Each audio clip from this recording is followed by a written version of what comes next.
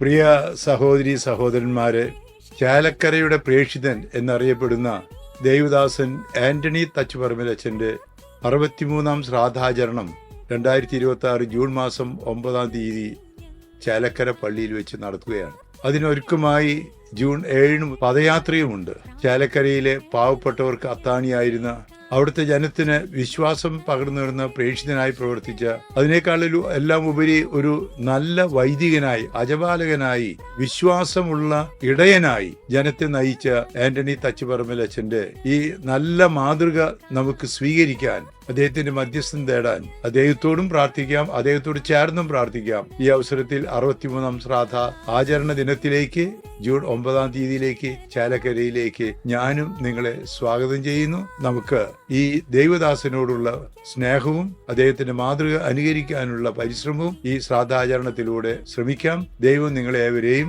സമൃദ്ധമായി അനുഗ്രഹിക്കട്ടെ.